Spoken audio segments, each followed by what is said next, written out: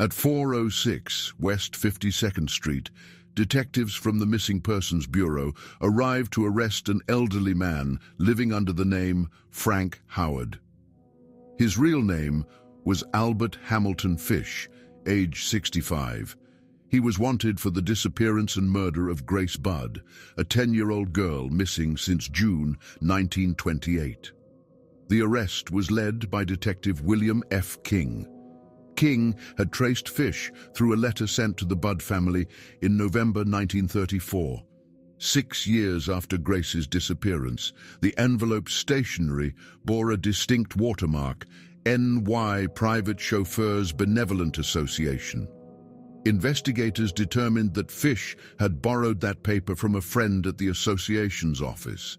It was the only surviving physical clue. When King knocked, Fish invited him in without resistance. Inside the room were neatly folded clothes, a Bible on the table, and his belongings packed into a small case.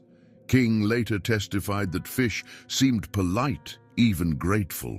No weapons or razors were in the room, only household items and letters. At the station, Fish calmly confirmed his identity and agreed to talk. He gave a long statement detailing his visit to the Budd family on June 3, 1928. Using the alias Frank Howard, he had offered work to Edward Budd, Grace's older brother. Instead, he returned the next day and persuaded the family to let Grace accompany him to a birthday party. She was never seen again. Fish recounted his actions to Detective King with no visible emotion.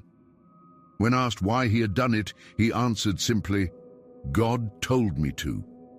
He spoke in a measured, quiet tone throughout the interrogation. The stenographer noted that he showed neither agitation nor remorse. He signed each page of his statement in a steady hand. The letter that led to his capture was preserved as evidence. It contained graphic descriptions of Grace Budd's death and references to biblical punishment. Though many details were too horrific for publication, its existence confirmed what King had suspected since 1928. The crime was ritual, deliberate, and planned. The following morning, newspapers across New York printed the headline, "Gray Man Arrested, Confesses in Budd Case." Reporters described the suspect as a frail, courteous old man with the manner of a teacher. Inside the precinct, police catalogued his possessions, a Bible, religious pamphlets, notes on self-punishment, and his spectacles. He asked to keep the Bible with him in the cell. Detectives allowed it. That night, while King prepared his official report, Fish sat alone in his cell at the Tombs prison. He read the book of Revelation until lights out. When the guards checked him at midnight, he was still awake, calm, smiling, and praying softly. Hamilton Howard Fish was born on May 19, 1870 in Washington, D.C. He was the youngest of 4 children in a family burdened by age and instability. His father, Randall Fish, a riverboat captain, was 75 at the time of Albert's birth. His mother, Ellen Howell Fish, struggled to provide for the family. When Albert was 5, his father died of a heart attack at the 6th Street railway station. Unable to care for her children, Ellen placed young Albert in St. John's Orphanage in Washington. That decision would define his life. At the orphanage, discipline was severe, beatings were frequent, and the younger children were punished for the smallest mistakes. Years later, Fish recalled, "I saw boys whipped till blood ran. I was whipped often too, but I began to enjoy it." That single statement, recorded in his 1935 psychiatric evaluation, revealed what the orphanage had awakened, a connection between pain, submission, and peace. The institution's staff claimed to correct through obedience. For Albert, it became something else, a lesson that pain could cleanse, that silence could be holy. In 1879, after nearly 4 years, Ellen secured a government job and removed her son from the orphanage. But the damage was done. Albert was withdrawn, quiet, polite to excess. He avoided other children and spoke in a soft, almost apologetic tone. He preferred solitude, arranging stones, sticks, or scraps of fabric into neat, symmetrical patterns. By adolescence, he began to show early signs of mental disturbance. He chose to be called Albert, the name of a childhood friend who had died, saying he wanted to forget the orphanage boy. During this period, he also began to experience religious delusions. He read the Bible compulsively, focusing on passages about sacrifice and punishment. Doctors later described him as a man whose mind fused religion with suffering. He saw in pain not cruelty, but structure. He once told a psychiatrist, "I never harmed anyone who didn't need it. The Lord uses pain to speak." His family noticed changes, long absences, nights spent wandering. He was found once behind a church, reciting scripture and striking himself with a belt. Neighbors dismissed him as strange but harmless. By his 20s, the foundation of the man was already complete. A devout believer, a chronic masochist, and a mind convinced that pain was divine order. What the orphanage began, the silence of faith completed. After leaving Washington in the early 1890s, Albert Fish settled in New York City, where he worked as a house painter and handyman. He was known under several aliases and moved frequently between cheap boarding houses in Brooklyn and Manhattan. At first, there was little in his record to distinguish him from other drifters of the time, until the police archives began noting his arrests for sending obscene letters to women who advertised for domestic work. Those letters, dozens of them, would later form the earliest trace of his compulsions. By 1898, Fish married Anna Mary Hoffman, and together they had 6 children. Outwardly, he was quiet, even pious.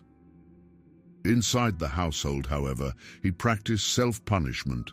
He drove needles into his skin, struck himself with paddles lined with nails, and forced his children to witness his prayers for forgiveness afterward. In 1903, he was imprisoned in Sing Sing prison for grand larceny, the only recorded conviction before his murders. There, psychiatrists would later note, he found structure in confinement, spending hours reading the Bible and Book of Revelation.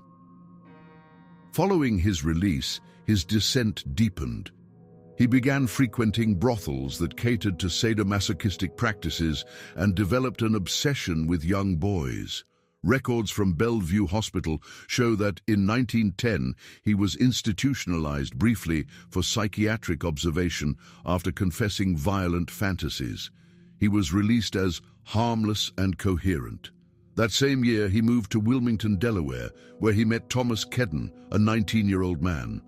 Fish later admitted during interrogation that he had lured Kedden to a rented farmhouse and confined him for 2 weeks, torturing him before abruptly releasing him when afraid the neighbors would notice. This was his first known attempt at what he would later describe as testing obedience through pain. It was also the first documented evidence of his evolving method: isolation, ritual, control, and silence. When investigators reconstructed his movements, they discovered that between 1910 and 1917, he traveled widely across Maryland, Pennsylvania, and New York, taking brief painting jobs and disappearing after reports of missing children. Police at the time lacked centralized records, and his name never stayed long enough in one jurisdiction to connect the cases. His wife abandoned him in 1917, eloping with another man. From that point, Fish lived entirely alone. He began to claim that voices from God spoke to him through biblical passages, commanding acts of purification. His correspondence and later psychiatric interviews confirmed he believed himself chosen to cleanse the innocent of sin through suffering.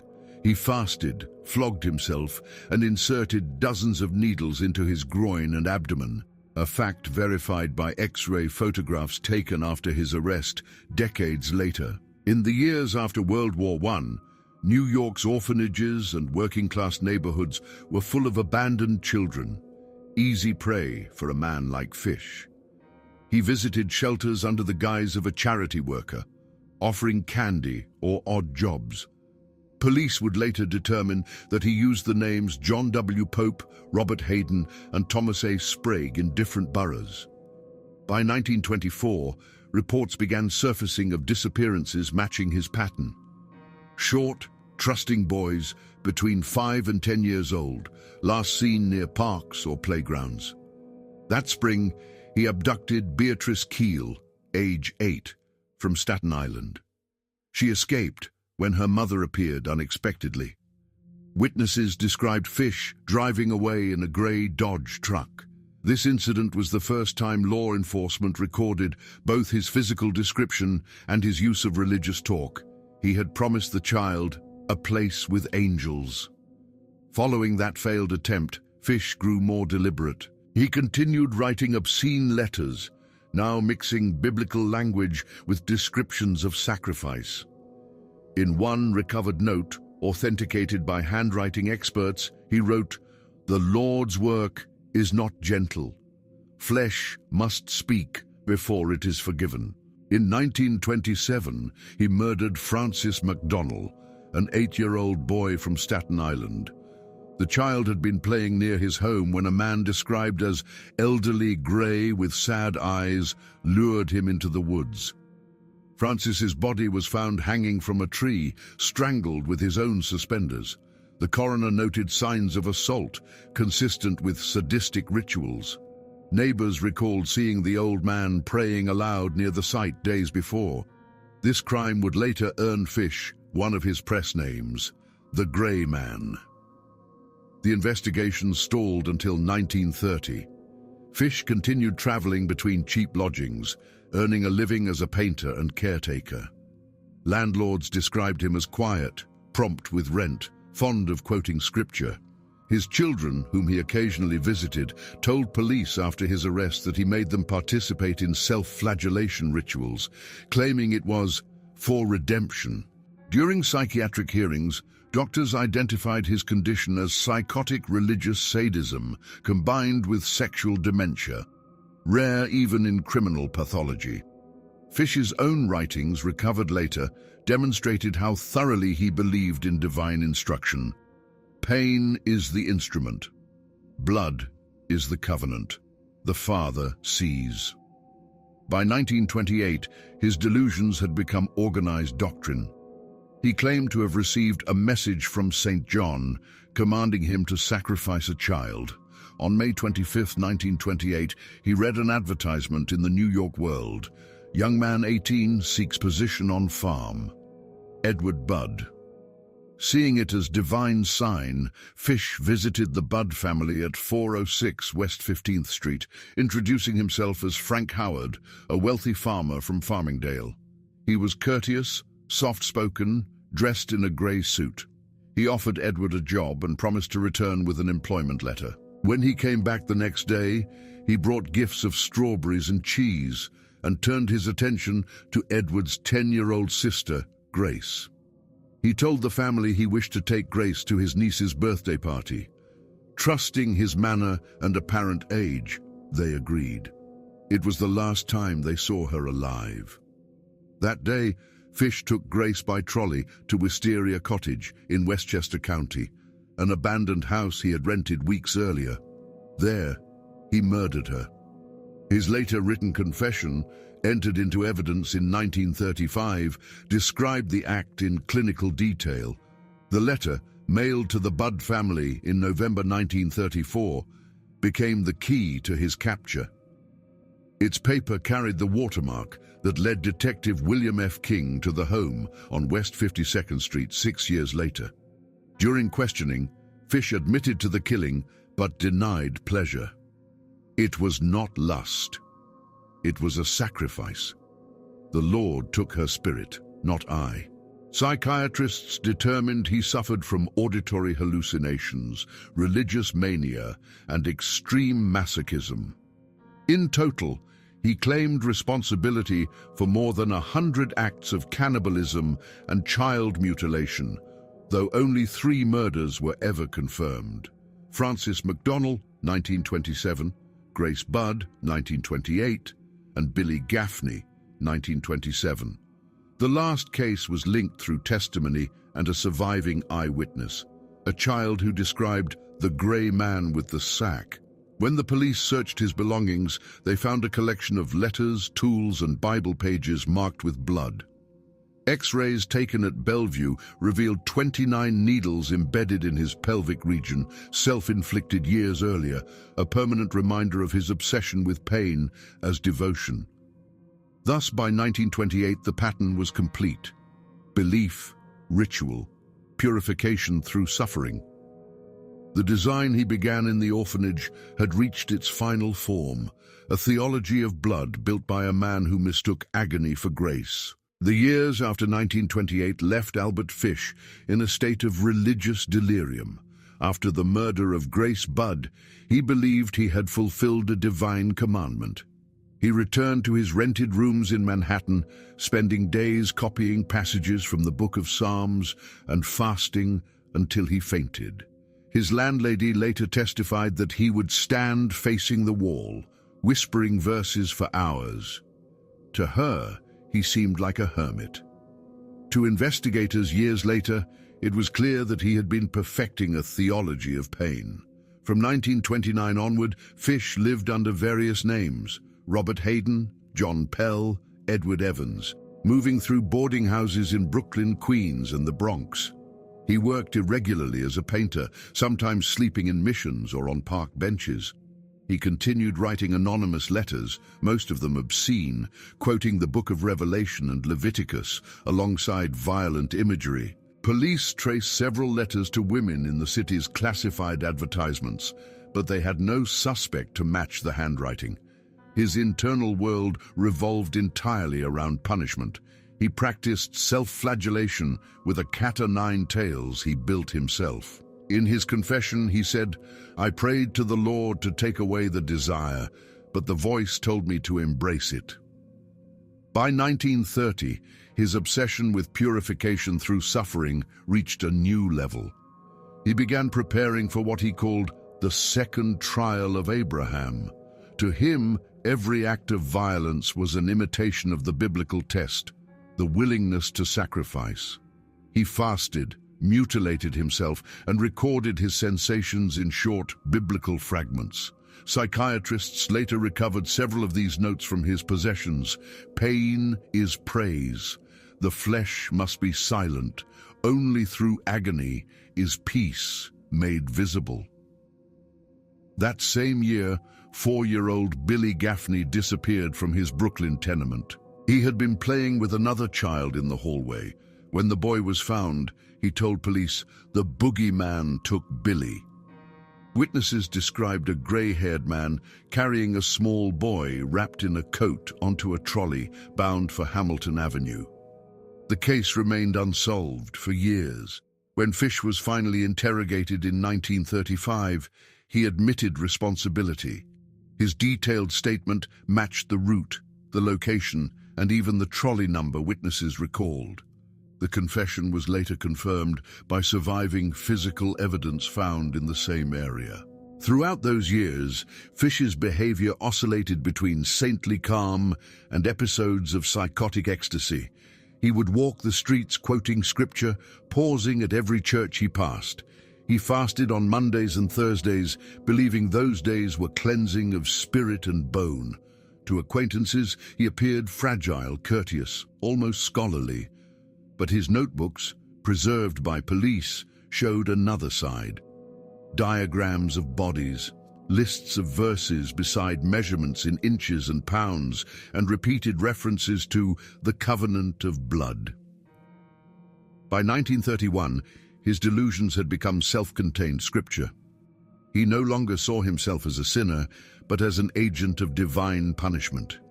In his words, "He that endureth the rod purifieth the soul. I was chosen for this." In 1931, Fish's correspondence grew darker. He sent letters to acquaintances describing visions of angels commanding him to mark the impure.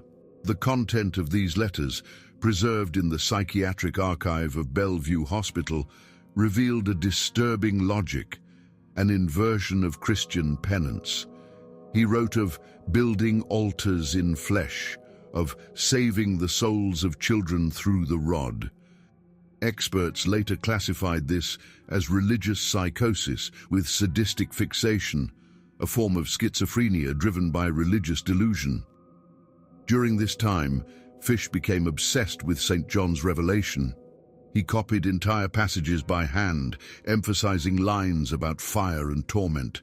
Neighbors recalled hearing him pray loudly in the middle of the night, repeating, "Deliver me from the body of this death." Police would later discover that between 1931 and 1933, several missing children cases matched his travel records, including 2 in Newark, New Jersey, and 1 near Baltimore. None were proven beyond confession, but details he provided were consistent with the timelines. In one of his interrogations, he said, "I never sought pleasure. It was obedience. Each child was a lamb of sacrifice." Fish's physical state deteriorated. He weighed less than 55 kilograms, his skin pale, his movements slow and deliberate. Doctors who examined him after his arrest found numerous scars and healed punctures on his torso. He had inserted needles deep into his flesh to feel closer to the Lord. An X-ray taken in 1935 revealed 29 needles still embedded in his pelvis, a unique medical record that confirmed years of self-inflicted ritual. Despite his worsening health, he maintained a strict order to his days. He rose before dawn, prayed, and ate sparingly. He kept a ledger of penance: Mondays, fasting; Wednesdays, flagellation; Fridays, silence. He believed every week was a miniature passion, replaying the suffering of Christ through his own body. During the Great Depression, he found brief work in painting crews, often near schools or churches. He carried a worn Bible in his jacket and spent his wages on cheap lodgings and postage. He wrote constantly, to strangers, to imagined confessors, to women whose names he found in advertisements. Most never responded. Those who did received pages of scripture twisted into madness. In 1933, he began sending anonymous letters to mothers who had lost children, claiming that their pain pleased the Lord. One of those letters reached the Budd family, reopening wounds that had never healed.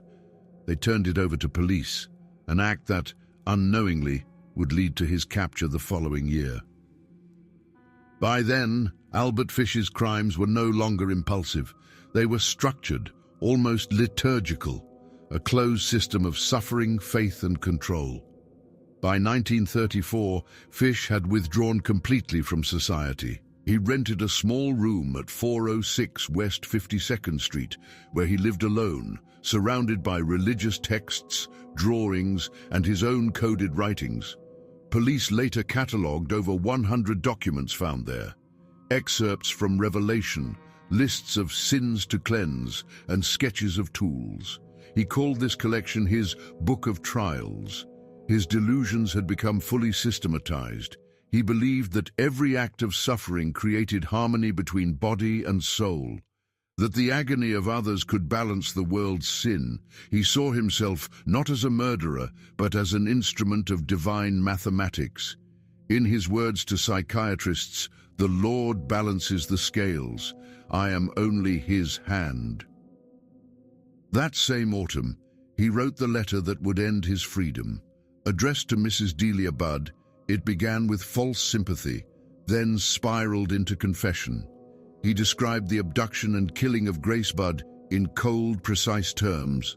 Mixing scripture and remorse, the paper bore the watermark NY, Private Chauffeurs Benevolent Association, the same mark that allowed Detective William King to trace him to the boarding house.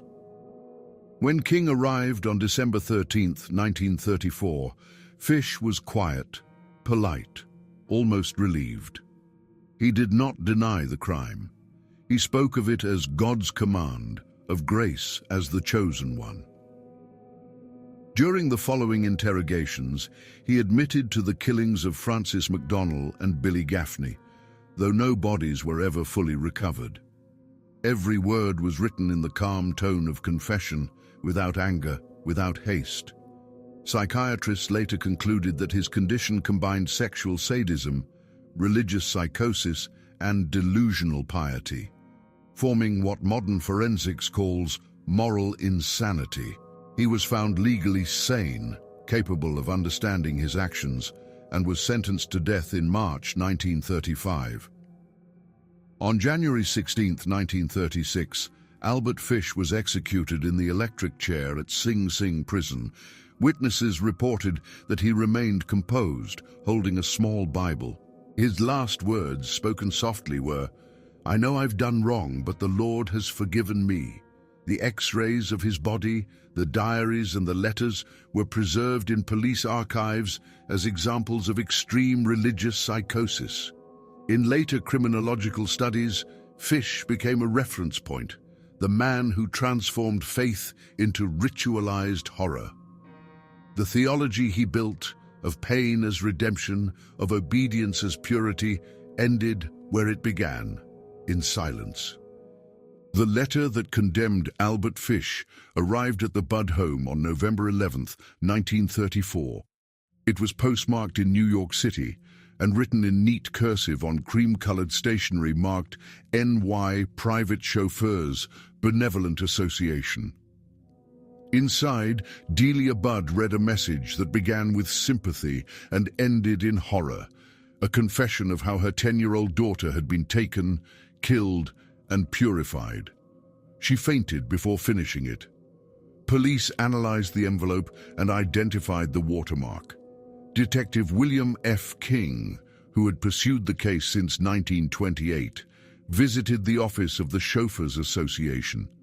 There, he learned that some stationery had been left in a rented room used by a man named Charles H. Pope. Pope confirmed that he had lent the paper to an elderly acquaintance, Albert Fish. King traced Fish to 406 West 52nd Street, where he lived alone. On December 13, 1934, after 6 years of searching, King and 2 officers arrived at the address. Fish answered the door, polite and unafraid. When shown the letter, he nodded and said quietly, "Yes, I wrote it." He was arrested without resistance and taken to the Missing Persons Bureau. At headquarters, King began a methodical interrogation. Fish admitted to abducting Grace Budd, Francis McDonnell, and Billy Gaffney, giving detailed accounts of each crime. The stenographer recorded his words verbatim. Every line was later entered into evidence. Fish displayed neither anger nor confusion, only an eerie calm. He requested a Bible and referred repeatedly to divine instruction. King's reports, now preserved in NYPD archives, describe his impression. He spoke like a priest describing communion, not a killer. He quoted scripture between answers. By December 15th, the case had become a national sensation. Newspapers across the country published front-page stories titled, "Gray Man Confesses." Crowds gathered outside police headquarters demanding a look at the monster. Inside, Fish spent hours drawing diagrams of his implements of penance, explaining their symbolic meaning. Doctors from Bellevue Hospital were called to evaluate his mental state. The psychiatric board at Bellevue Hospital examined Fish in January 1935. The lead examiner, Dr. Frederick Vertum, described him as cooperative, soft-spoken, and profoundly delusional. Fish believed that angels had visited him, commanding him to commit sacrifices of purity. When questioned about his victims, he said, "They are with God. I only sent them there sooner." Doctors diagnosed him with paraphilia, religious psychosis, and masochistic compulsion, but concluded he understood the wrongfulness of his acts, meaning he was legally sane, that finding would decide his fate.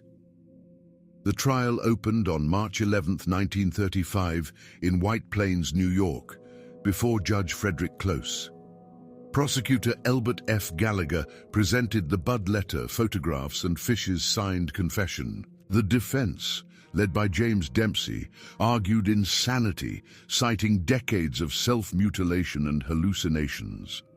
12 jurors listened as psychiatrists described X-rays showing 29 needles embedded in his pelvis, scars from whips, and years of delusion. Witnesses were called Delia Budd, Detective King, and several medical experts. Reporters noted Fish's composure. He sat silently, hands folded on the defense table, occasionally mouthing prayers. When shown the letter to Mrs. Budd, he lowered his head but did not weep. The prosecution emphasized premeditation, his aliases, rented house, and calculated deception. Gallagher stated, "This man planned every act with precision. He knew the law he broke." Psychiatrists debated for days whether religious mania excused murder. Dr. Wertham admitted he is insane, but not ignorant of his crimes. That distinction between madness and moral awareness became the trial's core. On March 21st, after 10 days of testimony, both sides rested. The jury deliberated for only an hour. They found Albert Fish guilty of first-degree murder and recommended no mercy. Following the verdict, Fish was transferred to Sing Sing Prison in Ossining, New York, to await execution. There he underwent further psychiatric observation.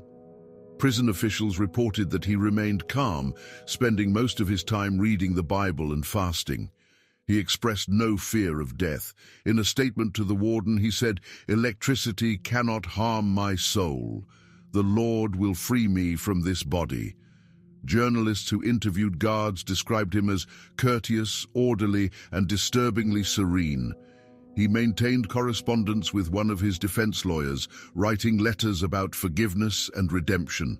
In one, dated December 1935, he wrote, "I am ready to die. I have made my peace." On the evening of January 16, 1936, witnesses assembled in the execution chamber. Fish entered wearing a grey suit and carrying a Bible. He declined a final meal. At 11:06 p.m., the first surge of electricity was applied. He was pronounced dead 3 minutes later. After the execution, prison doctors performed a final examination, confirming the presence of 29 rusted needles in his pelvic cavity, exactly as shown in the X-rays. His body was buried in an unmarked grave within the prison grounds.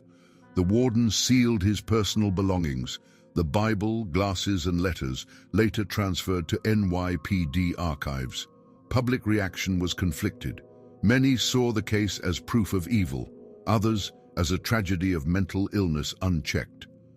Psychiatrist Dr. Wertham later remarked, "In Fish, faith and madness were one and the same." The investigation into his life closed officially on January 20, 1936. Detective King retired soon after, his final report reading simply, "Case closed. Subject executed. Motive, divine delusion." And in later decades, criminologists would cite the Fish case as the archetype of religious psychosis fused with sexual pathology, influencing forensic studies worldwide. The man once known as the Grey Man left behind not chaos, but a question: how belief itself can become a mechanism of destruction. When the switch was thrown at 11:06 p.m., January 16, 1936, a brief arc of light ended one of the most studied cases in American criminal history. Albert Hamilton Fish, age 65, was pronounced dead 3 minutes later. The official cause, electrocution. The unofficial verdict, shared among reporters and doctors alike, madness sanctified by faith. The body was examined immediately after death by Dr. Amos O'Neill and Dr. Charles Young of Sing Sing Prison. They confirmed the presence of 29 corroded needles embedded in the pelvis, evidence of years of self-torture. The skin bore scars from whipping and burns, consistent with the penance rituals he had described. His remains were buried in an unmarked grave within the prison yard. No family members attended. Following the execution, public debate divided sharply. Some viewed Fish as proof that evil could wear piety's mask, a man whose faith and psychosis were inseparable. Others saw him as a victim of untreated mental illness, failed by institutions that should have confined him decades earlier.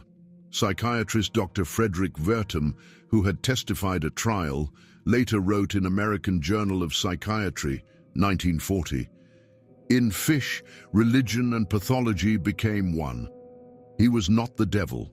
He was the mirror of our fear of him."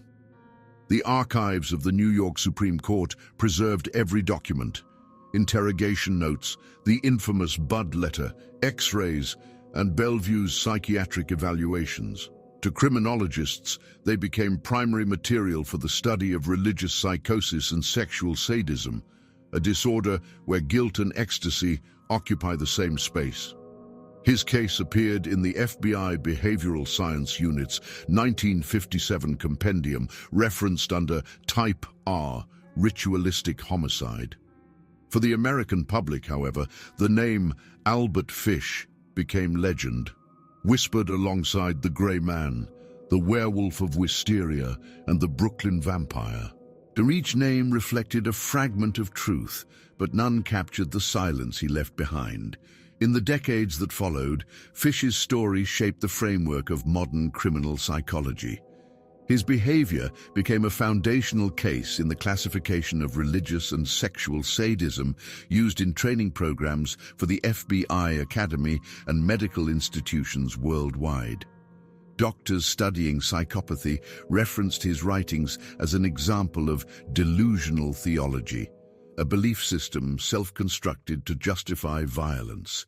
The Bellevue archives, sealed for nearly 50 years, were reopened in the 1980s for forensic study. The X-rays still existed, along with the original Bible from his cell and the handwritten pages labeled "My Confessions." Researchers noted his near-perfect penmanship, slow, deliberate, symmetrical. Even in madness, he sought order. Detective William F. King, the man who captured him, retired shortly after the execution. He refused all interviews, leaving only one written remark in a letter to a colleague: "He was the quietest man I ever arrested. I hope never to meet his like again." By the late 20th century, the Fish case had entered criminological canon, cited beside names like Bundy and Kemper, but standing apart for its religious motive. Unlike others, Fish sought not pleasure, but purification. His crimes were sermons delivered in flesh. Today, his documents remain preserved in the New York Municipal Archives, used in studies of forensic psychiatry and criminal theology. No photograph of his burial exists, only the death certificate remains. In that single line, the state recorded his end with bureaucratic brevity: Albert H. Fish, executed by electrocution. The man who once claimed to hear the voice of God died in perfect silence. And in that silence, he left behind a question no court could answer: where does faith end and madness begin?